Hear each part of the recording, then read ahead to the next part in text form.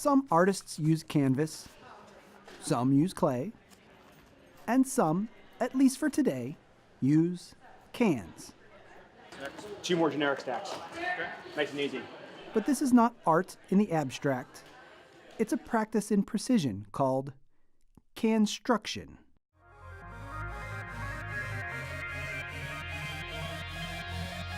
CANstruction is a contest, a food drive, and a community event. Part art and part engineering. Today is Build Day. 3 rows of 14. 3 rows of 14? Yeah. You're gonna do the same thing you did here. It's such a lumpy hippo. It's its feet, so these are the feet. Look around. You'll see some smiles and laughter, but things got started with a little cold sweat. Can-related nightmares, there have been a few, yes. Yeah, I've had some stress dreams about it all coming together. It's a big deal. It's a really big thing. There are 6 teams, each with serious building experience. They're made up of engineers, construction professionals, even architecture students from Penn State. And after months of planning, they get 11 hours to build a structure using mostly canned goods. The key to a glitch-free build is a good design. It probably took us close to 2 weeks to get the design finalized. Ken McLean is the red team captain. He and his colleagues kicked around ideas from Star Wars to Star Trek before settling on a tribute to the classic 80s arcade game, Q*bert.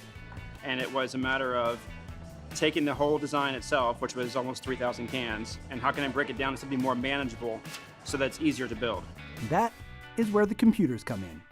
Exact dimensions of each can get entered into software used by professional architects and structural engineers. Each cube then has its own little sheet, which shows what cans, based on a legend there for colors, goes into that cube. More planning makes it easier on build day.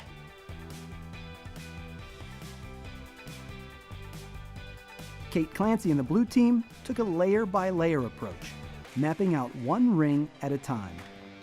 Even with how simple our design is, it turned out being like so much harder than we had thought, and there were several times when all of us were like, this is just not gonna work. And like I said before, the trickiest part was getting the lettering to space out correctly. It actually pushed our model out to 8-foot width at the top, which is kind of bigger than what we had originally expected. But when you're making a half-gallon of Berkey Creamery ice cream, bigger is probably better. After construction, the judges rate the structures in 6 different categories. Then, shoppers at the Nittany Mall get to cast their ballots for the coveted People's Choice Award. In all, the inaugural CANstruction event brought in more than 14,000 cans. That is more than 11,000 pounds of food, all destined for local families in need. One thing about this food drive is we know the product is all product we can use, plus it's current. There's no expiration date, so there won't be any waste with this product. It will be able to be used 100%.